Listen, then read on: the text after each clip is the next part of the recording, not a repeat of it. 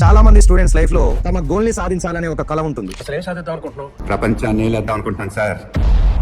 అలానే పేరెంట్స్ కూడా తమ పిల్లల యొక్క భవిష్యత్తు గురించి ఎన్నో కలలు కంటా ఉంటారు. ఇప్పుడు గెలుస్తావురా. అండ్ స్టూడెంట్స్ వాటిని సాధించడానికి అహర్నిశలు కష్టపడతా ఉంటారు. కానీ ఆ గోల్ ని సాధించే మార్గంలో ఎన్నో ప్రాబ్లమ్స్ ని ఫేస్ చేయాల్సి వస్తుంది. గోల్ ని సాధించాలని మైండ్ లో ఎంత స్ట్రాంగ్ గా అనుకున్నా కొన్ని పరిస్థితుల కారణంగా అనుకున్న విధంగా అనుకున్న రీతిలో వర్క్ చేయలేకపోతారు. అందులో స్టూడెంట్స్ ఫేస్ చేసే అతిపెద్ద problem feeling sleepy while study. చదువుతున్నప్పుడు నిద్ర రావడం, వెంటనే సబ్జెక్ట్ పైన ఇంట్రెస్ట్ ని కోల్పోవడం. ఈ ప్రాబ్లం దాదాపు 97% వరకు పిల్లలలో ఉంటుంది. కొంతమంది మాత్రమే ఈ నిద్రని జయిస్తారు, వాళ్ళు అనుకున్నది సాధిస్తారు. అప్పటి వరకు రాని నిద్ర బుక్ ఓపెన్ చేయగానే ఎందుకు వస్తుంది అని మీకు కూడా డౌట్ ఉందా? దీని వెనకాల ఒక సైంటిఫిక్ రీజన్ ఉంది. ఆ రీజన్ ఏందో తెలుసుకొని దానికి కావాల్సిన రెమెడీస్ ఏంటో మనం మాట్లాడుకుందాం. ఇప్పుడు మనం ఆ రీజన్ ఏందో తెలుసుకుందాం. తర్వాత ఆ నిద్రను జయించడానికి మనం పాటించాల్సిన 7 టిప్స్ ని మీ ముందరికి తీసుకొని వస్తాను. మనం ఎప్పుడైతే చదవడం మొదలు పెడతామో అప్పుడే మన బ్రెయిన్ వర్క్ అవ్వడం స్టార్ట్ అవుతుంది. బ్రెయిన్ వర్క్ చేయడానికి దానికి ఎనర్జీ అవసరం. ఈ ఎనర్జీ బ్రెయిన్ కి ఏటీపీ రూపంలో అందుతుంది, అంటే ఎడెనోసిన్ ట్రైఫాస్ఫేట్. మన బ్రెయిన్ ఈ ఏటీపీ ని ఎక్కువగా వాడుకుంటూ పోతే దాని నుండి ఎడెనోసిన్ అనే కెమికల్ రిలీజ్ అవుతుంది. ఈ కెమికల్ మన బ్రెయిన్ లో చేరి మన బ్రెయిన్ కి ఒక సిగ్నల్ ఇస్తుంది, నువ్వు చాలా పని చేసావు, ఇక రెస్ట్ తీసుకో అని. అందుకే మనం చదవడం మొదలు పెట్టిన కొద్దిసేపటికి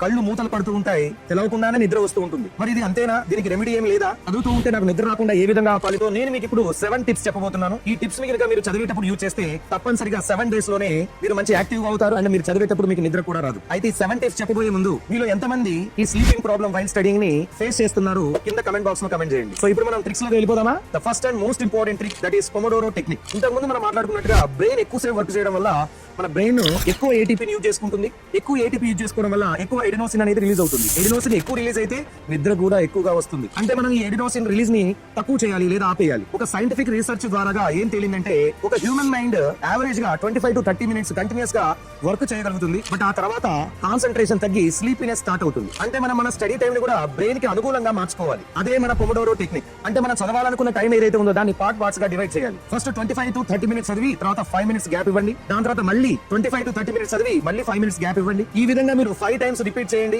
ఆఫ్టర్ 5 టైమ్స్ ఒక లాంగ్ బ్రేక్ 15 to 20 మినిట్స్ తీసుకోండి. ఈ విధంగా మనం బ్రేక్స్ ఇవ్వడం వల్ల 25 మినిట్స్ తర్వాత రిలీజ్ అవ్వాల్సిన అడెనోసిన్ అనేది రిలీజ్ అవ్వకుండా ఆగిపోతుంది. బ్రెయిన్ రిలాక్స్ అవుతుంది. అండ్ ఆఫ్టర్ 5 మినిట్స్ మనం సెకండ్ టైం మళ్ళీ స్టార్ట్ చేసినప్పుడు బ్రెయిన్ చాలా ఫ్రెష్ గా ఉంటుంది. నెక్స్ట్ 25 మినిట్స్ పర్ఫెక్ట్ గా పనిచేస్తుంది. సో ఈ టెక్నిక్ ని యూజ్ చేయడం వల్ల మనం చదివేటప్పుడు నిద్ర రాకుండా కంట్రోల్ చేసుకోవచ్చు. ఇప్పుడు చాలా మందికి వచ్చే డౌట్ ఏంటంటే 25 మినిట్స్ ఒకసారి బ్రేక్ తీసుకుంటే మన కాన్సన్ట్రేషన్ దెబ్బతింటుంది కదా. కంటిన్యూస్ గా ఒక 1 అవర్ చదివితే నేను అనుకున్నది మొత్తం చదవగలుగుతాను, నా కాన్సన్ట్రేషన్ కూడా దెబ్బతిందు. దీన్ని 1 అవర్ కి మార్చే ఛాన్స్ ఏమైనా ఉందా అంటే ఎస్. మీరు ఈ 25 to 30 మినిట్స్ స్లాబ్ ని ఈజీగా 1 అవర్ గా మార్చుకోవచ్చు. అందుకోసం మీరు ఈ 25 to 30 మినిట్స్ స్లాబ్ ని ఫస్ట్ 1 వీక్ ఫాలో అవ్వండి. ఫస్ట్ వీక్ కంప్లీట్ అయిన తర్వాత సెకండ్ వీక్ లో మీరు ఈ స్లాబ్ టైం ని 35 to 40 మినిట్స్ కి మార్చండి. సెకండ్ వీక్ కంటిన్యూస్ గా సక్సెస్ఫుల్ గా రన్ చేయండి. ఇప్పుడు థర్డ్ వీక్ లో ఈ స్లాబ్ టైం ని 45 to 50 మినిట్స్ కి చేంజ్ చేయండి. థర్డ్ వీక్ అయిపోయిన తర్వాత ఫోర్త్ వీక్ లో మీరు ఈ స్లాబ్ టైం ని 1 అవర్ కి మార్చండి. కంటిన్యూస్ గా వర్క్ చేయండి. ఈ విధంగా మనం స్లాబ్ టైం ని కొంచెం పెంచడం వల్ల మన బ్రెయిన్ కి ఈ స్లాబ్ టైం ఇంక్రీజ్ అనేది అలవాటు అవుతుంది అండ్ స్లాబ్ టైం ని 1 అవర్ కి ఫిక్స్ చేసుకుంటుంది. సో అప్పటి నుంచి మీరు 1 అవర్ కి 5 మినిట్స్ బ్రేక్ తీసుకోవచ్చు. ట్రిక్ నెంబర్ 2,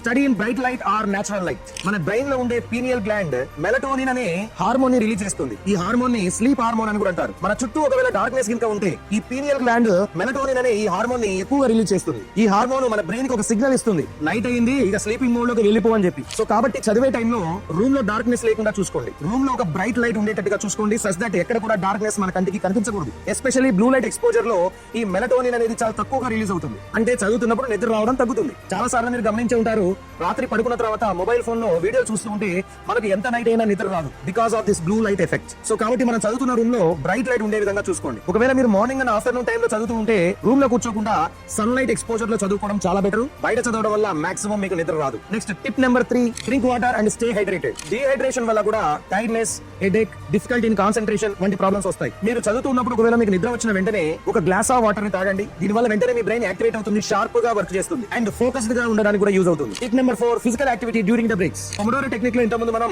మధ్యలో బ్రేక్స్ తీసుకోవాలని చెప్పాం. ఒకవేళ ఈ బ్రేక్ టైమ్స్ లో మీరు కనుక ఫిజికల్ యాక్టివిటీ ఏదైనా చేస్తే, లైక్ డాన్సింగ్ అవ్వచ్చు, ఎక్సర్సైజ్ అవ్వచ్చు, వాకింగ్, స్ట్రెచింగ్, జంపింగ్, ఇలా ఏదైనా ఒక ఫిజికల్ యాక్టివిటీ చేయండి. దాని ద్వారా బ్లడ్ సర్క్యులేషన్ మన మైండ్ కి చాలా బాగా చేరుతుంది. మైండ్ కి ఆక్సిజన్ అంది చాలా బాగా యాక్టివేట్ అవుతుంది. కొత్త టైం స్లాబ్ ని స్టార్ట్ చేయడానికి రెడీగా ఉంటుంది. నేను చాలా మంది సక్సెస్ఫుల్ పర్సన్స్ అడిగినప్పుడు ఎక్కువ మంది వాడే ట్రిక్స్ లో ఇది కూడా ఒకటి. మాక్సిమం దీన్ని మీరు బ్రేక్ తీసుకున్న టైంలో ట్రై చేసి చూడండి, 100% వర్క్ అవుతుంది. Tip number 5, sitting posture. చదువుతున్నప్పుడు నిద్ర రావడానికి ఉన్న ముఖ్యమైన రీజన్స్ లో మన సిట్టింగ్ పోస్చర్ కూడా ఒక రీజన్. కొంతమంది పిల్లలు సోఫా మీద కూర్చొని చదవడం, లేదా బెడ్ మీద కూర్చొని చదవడం, లేదా మంచిగా వెనక్కి ఒరిగి ఉన్న ఒక చైర్ మీద కూర్చొని చదవడం లాంటివి చేస్తా ఉంటారు. ఒకవేళ మనం ఇలా కూర్చొని చదివితే మన బాడీకి రెస్టింగ్ పొజిషన్ ఇచ్చినట్లే అతి తక్కువ టైంలోనే మనకు నిద్ర వచ్చే అవకాశం ఉంది. ఉంటుంది. కాబట్టి చదివేటప్పుడు బ్యాక్ సపోర్ట్ స్ట్రైట్ గా ఉన్న చైర్ మీదనే కూర్చోండి అండ్ మీ పాదాలు నేలకు ఆనే విధంగా చూసుకోండి. ఇలా స్ట్రైట్ గా కూర్చోవడం వల్ల మీ స్పెయిన్ మీద కూడా భారం పడదు అండ్ ఈ పోస్చర్ మీకు నిద్ర రాకుండా కూడా చేస్తుంది. Tip number 6, switching topic or subject. మనం కంటిన్యూస్ గా సేమ్ టాపిక్ ని లేదా సేమ్ సబ్జెక్ట్ ని ఎక్కువ టైం చదువుతూ ఉండడం వల్ల మన బ్రెయిన్ చాలా బోరింగ్ గా ఫీల్ అవుతుంది. తద్వారా నిద్ర రావడానికి అవకాశాలు ఎక్కువగా ఉంటాయి. కాబట్టి లాంగ్ అవర్స్ చదువుదాం అని అనుకున్నప్పుడు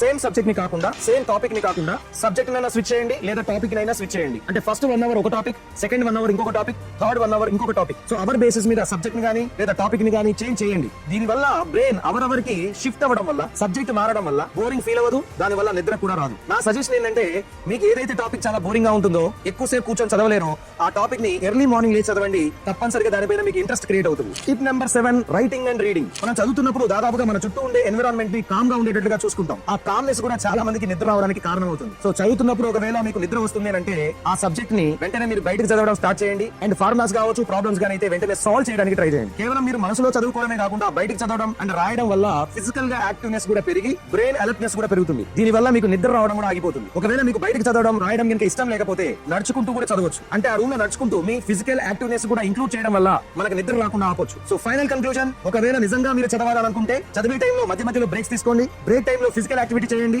రూమ్ నిండా బ్రైట్ గా లైట్ ఉండేలా చూసుకోండి. మధ్య మధ్యలో వాటర్ తాగుతూ బాడీని హైడ్రేటెడ్ గా ఉంచండి. సిట్టింగ్ పోస్చర్ ని ప్రాపర్ గా ఉంచుకోండి అండ్ అలానే బోర్ కొట్టినప్పుడల్లా సబ్జెక్ట్ ని లేదా టాపిక్స్ ని స్విచ్ చేస్తూ ఓన్లీ రీడింగ్ కాకుండా సబ్జెక్ట్ ని రాస్తూ చదవండి. ఈ టిప్స్ ని కనుక మీరు యూజ్ చేస్తే 100% మీకు చదివేటప్పుడు నిద్ర అస్సలు రాదు. ఫుల్ కాన్సంట్రేషన్ తోటి చదవగలుగుతారు అండ్ మీరు అనుకున్న గోల్ ని సాధించగలుగుతారు. ఇలాంటి మరిన్ని వీడియోస్ కోసం ఈ ఛానల్ ని ఫాలో అవ్వండి అండ్ మీకు ఎలాంటి వీడియోస్ కావాలో కమెంట్ బాక్స్ లో కమెంట్ చేయండి. ఛానల్ యొక్క ఇన్స్టా ఐడి ని ఫాలో అవ్వండి. ఇలాంటి మంచి వీడియోస్ ని మిస్ అవ్వకుండా ఉండండి. All the very best.